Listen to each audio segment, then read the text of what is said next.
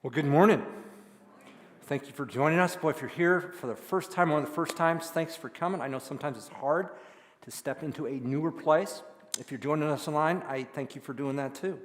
So, we had a chance to dedicate Roman today, Kenny and Candy, and you saw Lindsay Harms up here. She's the director of our kids ministry. She does a great job, kind of just raising up this next generation. She has a team of people.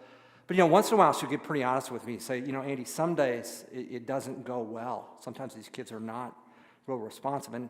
And she had some of North Pointe's best, and she was trying to teach them and a profound lesson. And this is the picture she got when she was trying to teach them. Look at those kids, not even listening. No, I'm not listening to you. Okay, that picture was staged. It really didn't happen. But what was your first response when you saw that?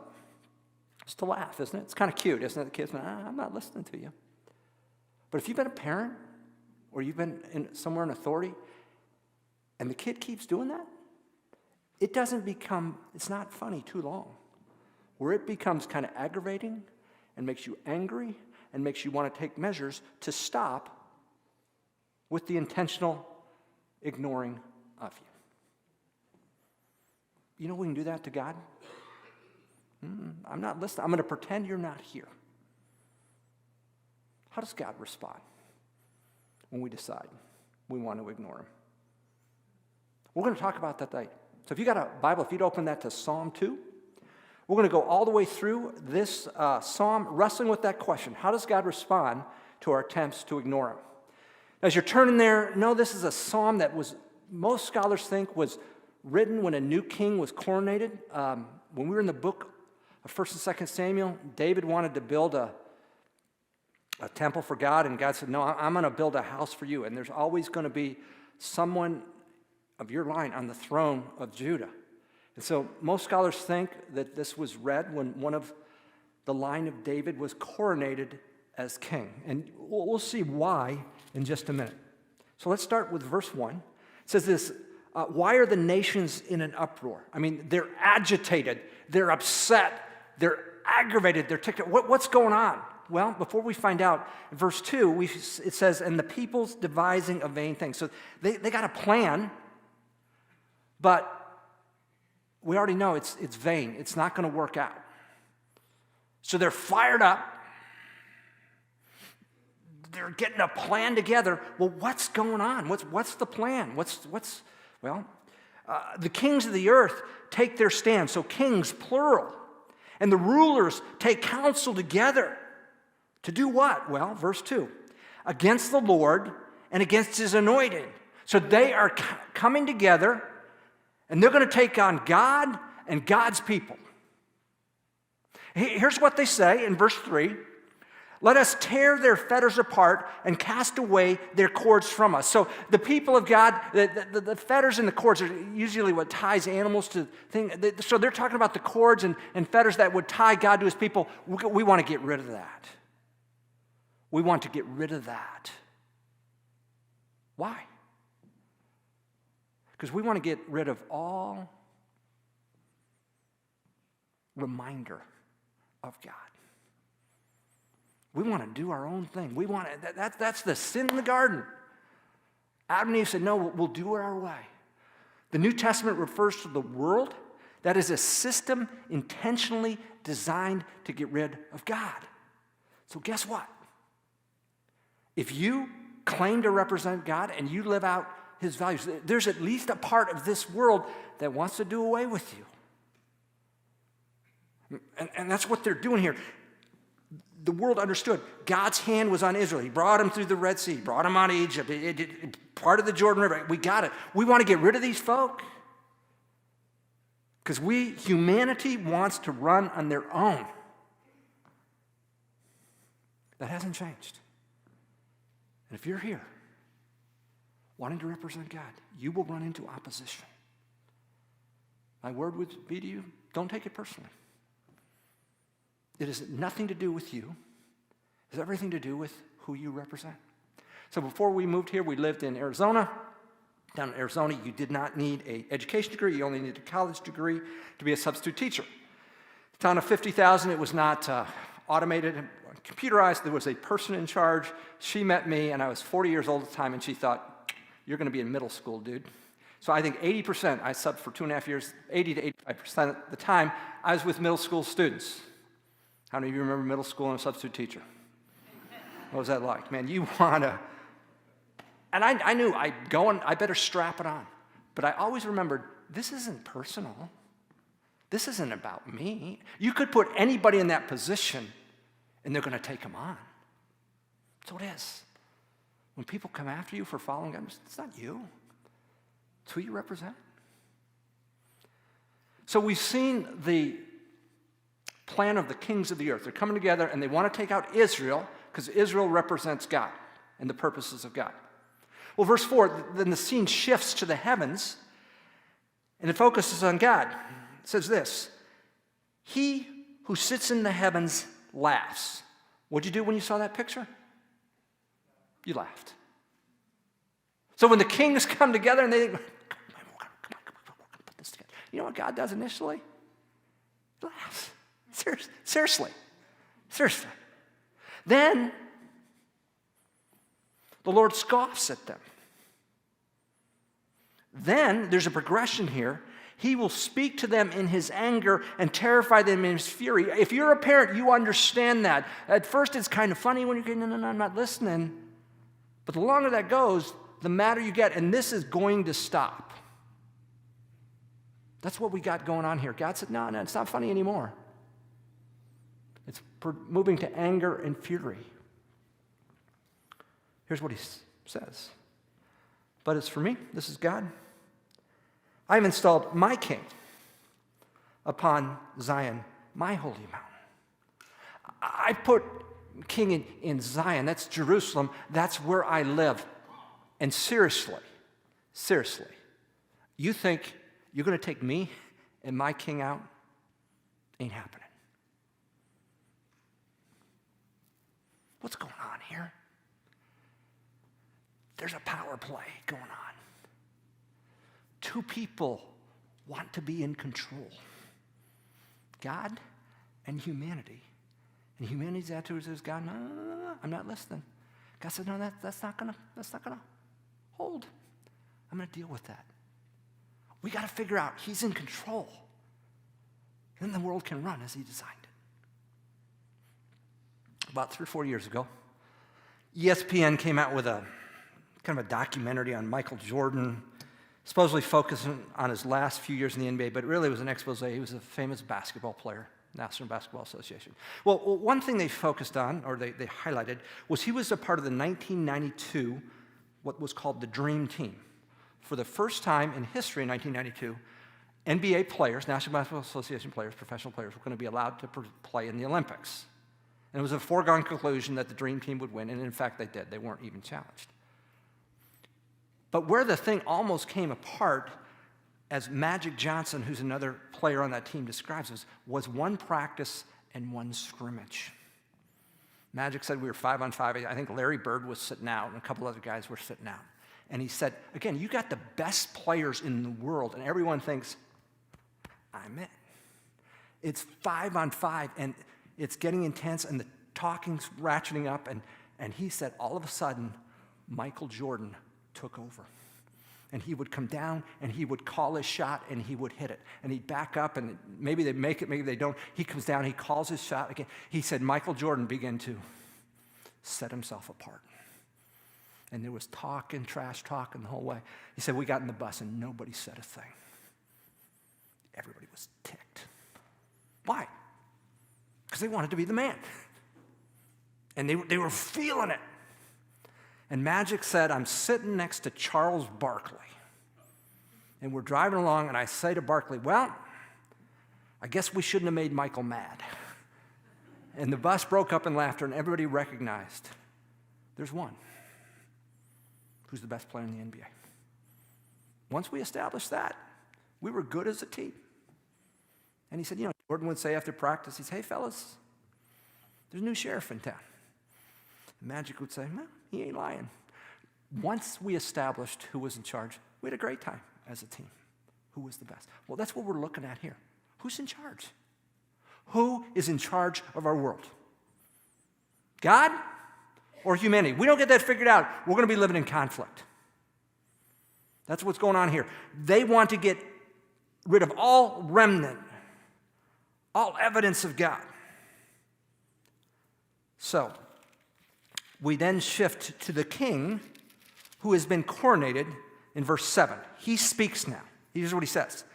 This is the Davidic king. He says, I will surely tell of the decree of the Lord.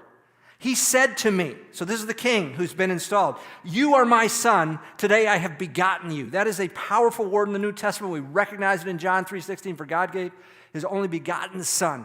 Begotten means pertaining to, being one of a kind of his class, unique in kind. There's one. This is a divine installation of a human king. And he is going to have access to all God's authority and power. So this king is going to have the nations coming for him. And here's what God says to him in verse 8. Ask of me, and I will surely give the nations as your inheritance. These ones that oppose you, they will submit to you.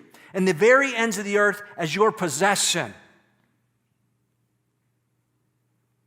Again, this king was not divine, but it was a divine installation with unique access to God and his authority. This word begotten is ultimately fulfilled in Jesus. He is divine. He is unique. He is one of a class. And this word is picked up all through the New Testament. Let me give you one example. The book of Hebrews is an argument for the greatness of God. It says he's greater than angels, and he's greater than Moses, and he's the greatest of the high priest.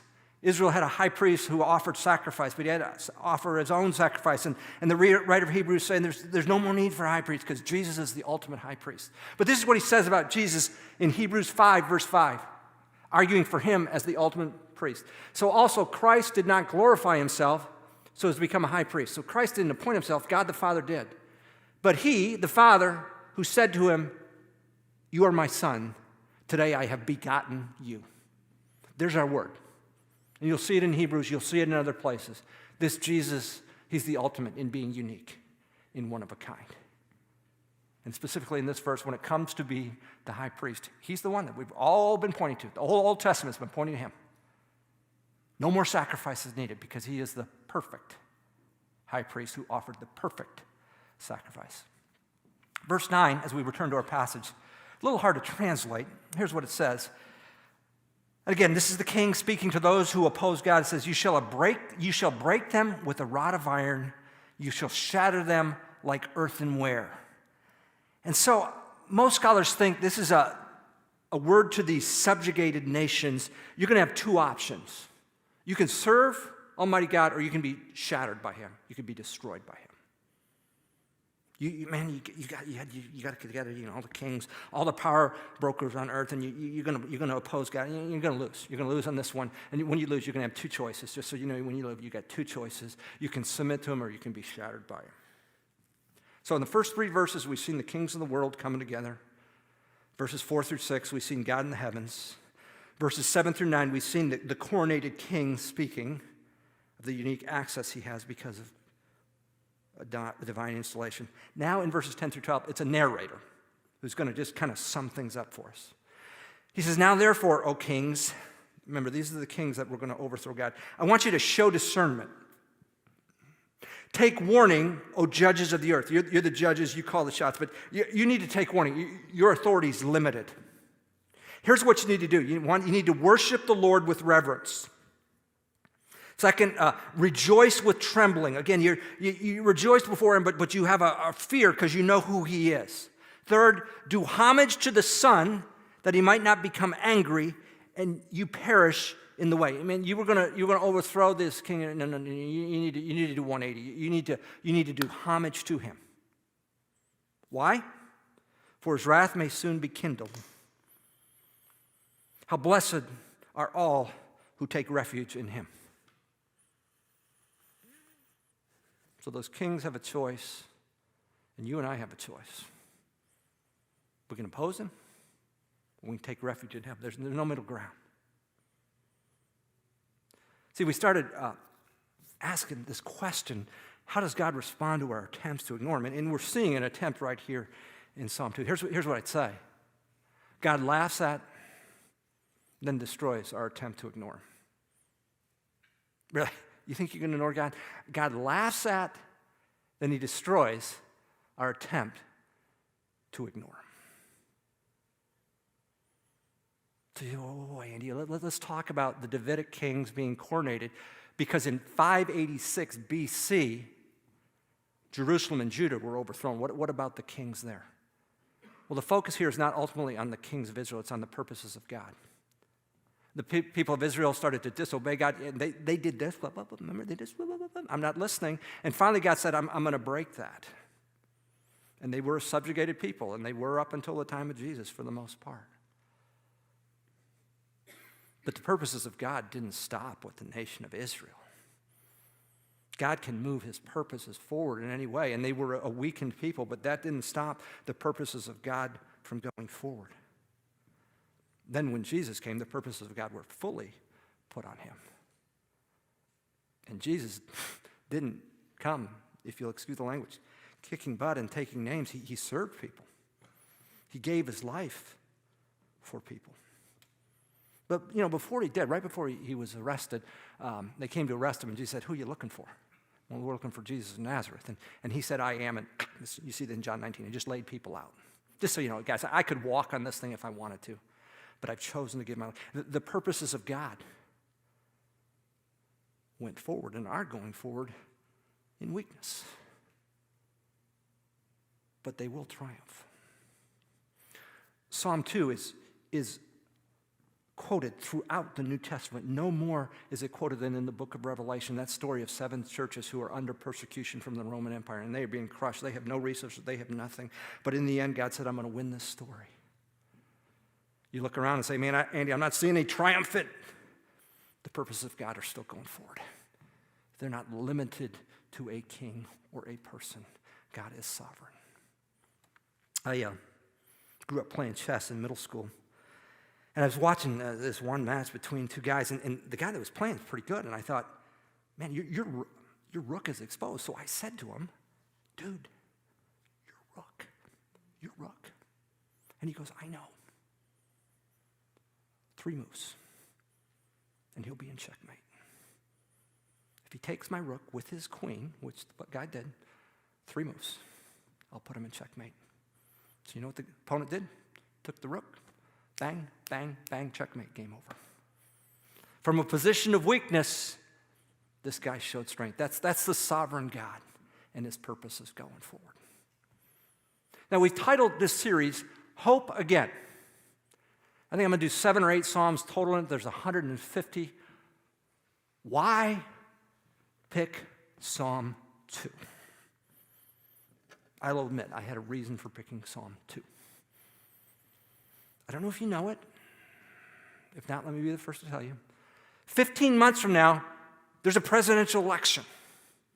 People are all getting fired up about who's going to win and who's it going to be. And you know what? You've got your politics, and I've got mine.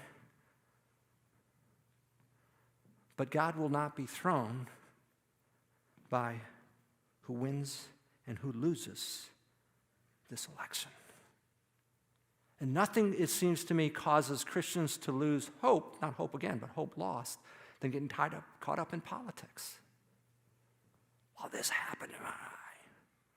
And look, we saw in David, the character of a leader matters. So I don't want to understate that. The nation went into a civil war because of David's failings. That's true. But God is still sovereign, no matter who wins and who loses. Don't lose hope because of politics and an election. All right, here's what I'm saying. Okay, here I go. I'm going to make a prediction for the next election. You guys ready for this? For 15 months from now, I'm going to make a prediction. You guys, Dave, you ready for this? I'm going to make a prediction. Rourke, you ready for this? I'm going to make a prediction. Okay, here we go. So here's my prediction. No matter which candidate wins, no matter which party's in control, there will be a group of Christians who will say, "Oh, Jesus has got to be coming back because of what happened in the election." Oh, is Jesus coming back? Here's my answer to that, probably not. And if he does, it will have nothing to do with the election. I promise you election night, The Father, Son, and Spirit will not call an emergency meeting and go, oh my word, Jesus, you got to go back now. I mean, we were going 200 years, but you got to go back now. Don't let politics and an election cause you to lose hope. Psalm 2 says God is sovereign in this process. May I add, something that, in my opinion, throws gas on the political fire is people who get caught up watching in network news. They'll say to me, Andy, so-and-so said if this happens and that, then this is going to happen. And I want to say, they don't know. They're speculating. They're guessing. And they are speculating in a way to get you all fired up so you will come back and keep watching their channel so they can make more money in the ratings. Don't get sucked in. They don't know. And if your intake of news is causing you to get all worked up, stop. They don't know. But they need you worked up so you keep coming back so they can get greater ratings. God is sovereign over the political process. So I want to leave the kings out there and talk about the kingship issues in here. I'm talking your heart and my heart. Are there areas of your life where you're your own king? This, and this, but my kids, they're mine. No. They're God's kids. My job, my career, that's mine, and I do what I... No.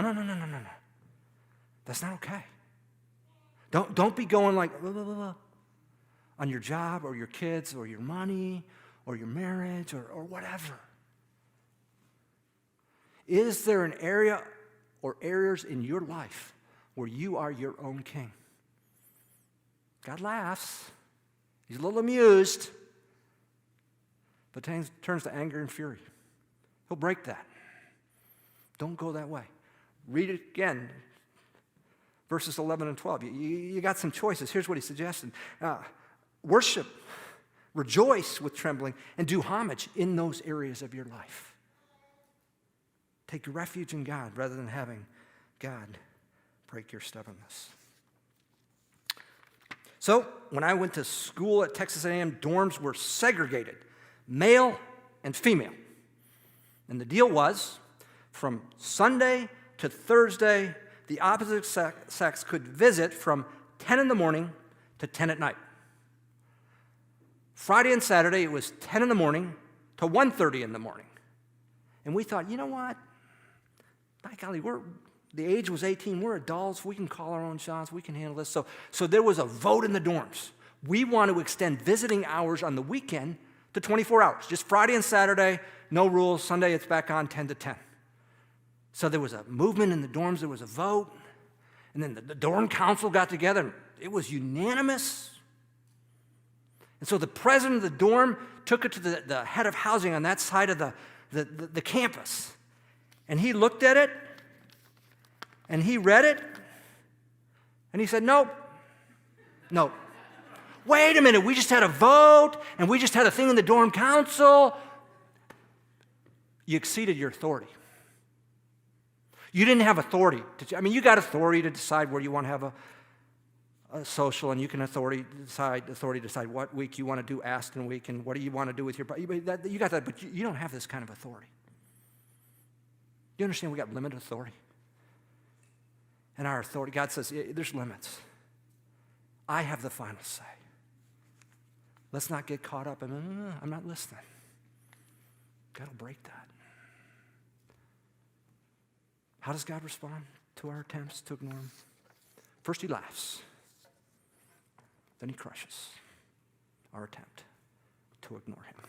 Would you pray with me? Our Father in heaven, we're grateful, challenged by your word, because we've all got stuff, and we're part of a race, a humanity that wants to ignore you, rebel, push back against you. You think it's kind of funny? But then there's fury, and then there's anger. Lord, we don't want to go there. Would we be people that would submit to you, would find refuge in you, would find that you're a good God and that fullness of life really is in you? We thank you that Jesus is your begotten, one of a kind, unique in class, who has paved the way for us to live in right relationship with you, submitted to you. We thank you in Christ's name. Amen.